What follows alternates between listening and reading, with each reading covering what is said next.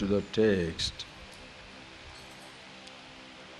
now the one verse which came, which very nicely, where the teacher, before begins the teaching, says, now I shall teach you the Atma-anatma vivechanam, the discrimination between what is this I and what it is not. Shrutva avadharaya. By listening to it, you carry it with you, hold it in your mind and think over it.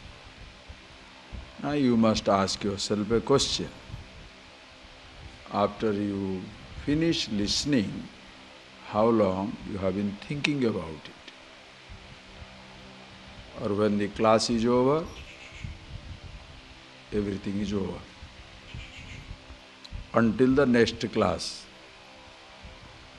ask yourself a question. Morning, when you wake up, and you are waking up pretty early, very nice, 5 o'clock, you finish your chanting. Then on, after that, what exactly are you doing? While doing everything, going attending to your daily personal routines, are you thinking over these ideas? Because definitely the verses are not in your mind. So you are not going to chant those verses. Since the book is somewhere in the table or in a box or in the room, you won't be looking at the book because it is not class time. So precious 4 hours, because of which I gave you this time in the morning, whether it is a time for you to simple rambling, hanging around, talking to each other about every other subject except about yourself, only you shall know. Ask yourself a question. Are you spending your time in thinking over these things? Before I come to this class, 1 hour I sit down. Why 1 hour? It's always there, anyway, in some corner of the mind. And before coming, at least sit down quietly. Just see what all has been taught as to who you are. And especially in the beginning stages, it is extremely helpful. Before you come to class, you read the verses. I can ask you, force you to do that. The 10 o'clock class, come here at 9:30, and 9:30 to 10, half an hour, chant, read. I don't want to do that. Like babies in school punishing the children. This is an adult engagement. You are all grown up. I am not assuming that you are not doing. I just am reminding you that that is the job, because in a sense, coming straight from different pursuits of life, when you have come to study this knowledge, naturally, nobody shall know exactly how to go about. So it is essential, as you see the student, the teacher tells the student, Shrutva avadharaya. What I am going to teach you, listening to that, carry it in your mind. Because our mind is a mobile laboratory. Continuously you can experiment. Are you getting that point, what I am telling? Our mind is a mobile laboratory. Wherever you are, you can try to see the truth of it, everywhere.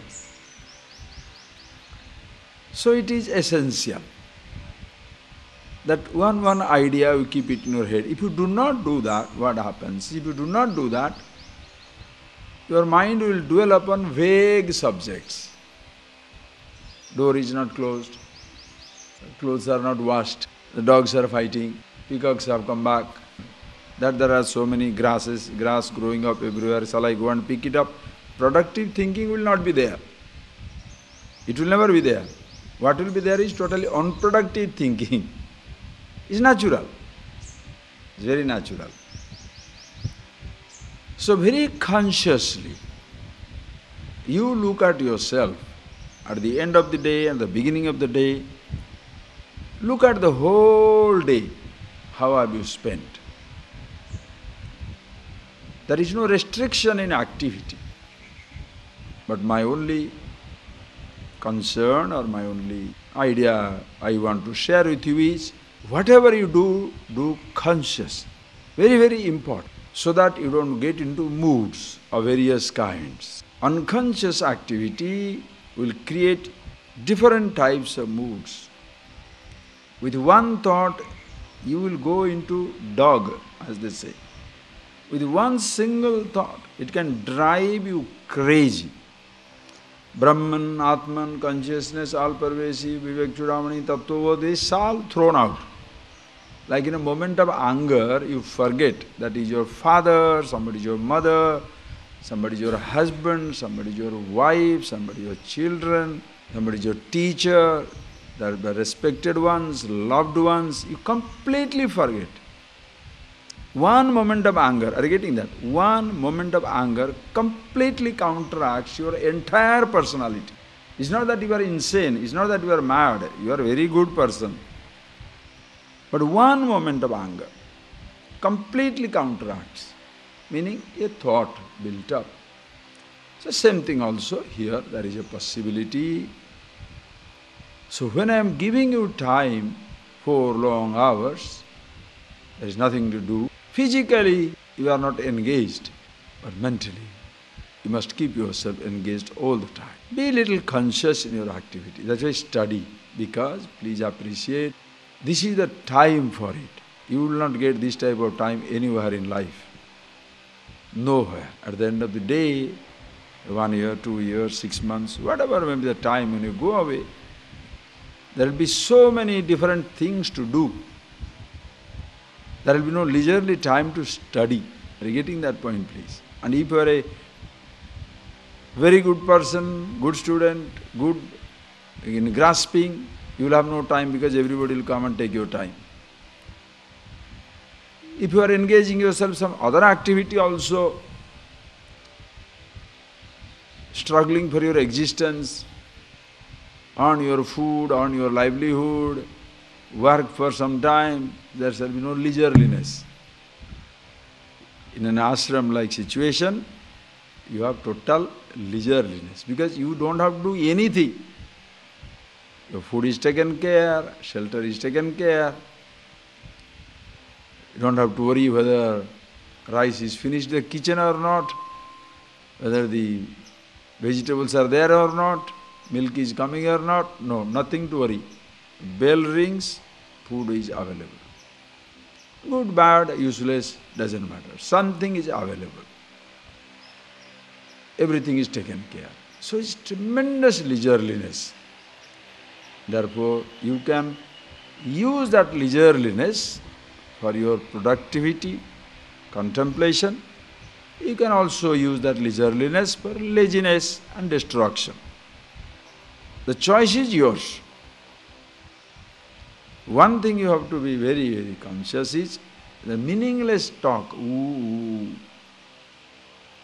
It's one thing.